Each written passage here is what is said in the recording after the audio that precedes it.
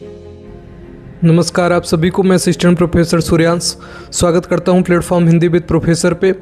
2 minute में आज जानेंगे कि भक्ति काल से संबंधित जो भी महत्वपूर्ण प्रश्न आपकी लिखित परीक्षा, चाहे यूपी जीडीसी की परीक्षा हो, चाहे जीआईसी की परीक्षा हो, या फिर हिमाचल प्रदेश लिखित परीक्षा हो, या फिर मैं बात करूं कि जो है बिहार असिस्टेंट प्रोफेसर में जो वैकेंसी आने वाली है वहाँ पर अगर आपसे प्रश्न पूछा जाता है तो भक्ति काल से संबंधित जो भी अनुमानित प्रश्न हैं उसको मैं आपको बताता हूं 2 मिनट में। आदिकाल वाली श्रृंखला आप जाकर देख सकते हैं, वहां पर मैंने बताया है।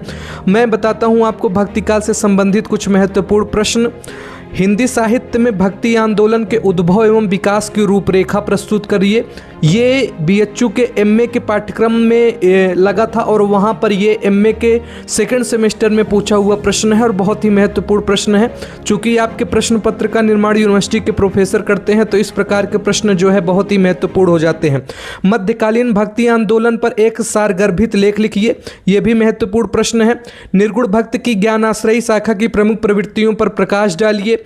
तो निर्गुण धारा की प्रमुख प्रवृत्तियां, ये भी आपका यूपीएससी में भी पूछा हुआ पीवाईक्यू है। निर्गुण भक्ति की प्रेम मार्ग की सूखी काव्य धारा की प्रमुख प्रवृत्तियों पर प्रकाश डालिए, यह भी प्रश्न यदि आपसे आता है तो आपको करना है।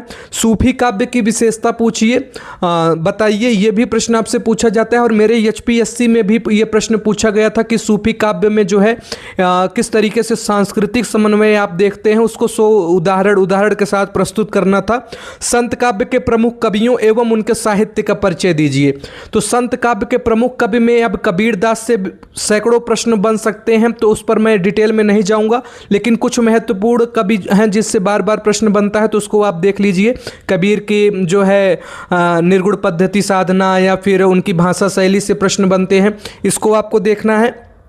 सगुण भक्ति काव्य धारा में जो है वो राम भक्ति शाखा का परिचय देते हुए उसके प्रमुख प्रवृत्तियों पर प्रकाश डालिए। तो राम भक्ति शाखा के प्रमुख प्रवृत्तियों पर आप लोग जो है प्रकाश डाल लेंगे। राम भक्ति शाखा के प्रमुख कवियों में तुलसीदास से सैकड़ों प्रश्न बनते हैं कि उनकी लोक मंगल की भावना क्या है, समन्वयवादी दृष्टिकोण क्या है, तो उस पर मैं डिटेल में जाऊंगा।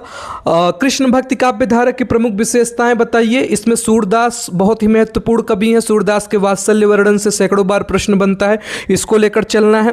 सिद्ध कीजिए कि भक्तिकालीन हिंदी साहित्य स्वर्ण युग कहलाता है, यह एक बहुत महत्वपूर्ण प्रश्न है। भक्तिकालीन हिंदी साहित्य को स्वर्ण युग कहा जाता है, इसको उदाहरण के साथ प्रस्तुत करिए, यह एक महत्वपूर्ण प्रश्न है। तो इस तरीके के प्रश्न आपकी परीक्षा में बन सकते हैं, इसको मॉडल उत्तर आप बनाकर रखिए। बाकी डिटेल में कोई सा कभी बनता है इसको मैं बताऊंगा। बहुत बहुत धन्यवाद। चैनल को जरूर सब्सक्राइब करिए और वीडियो को जरूर डेली देखिए। धन्यवाद।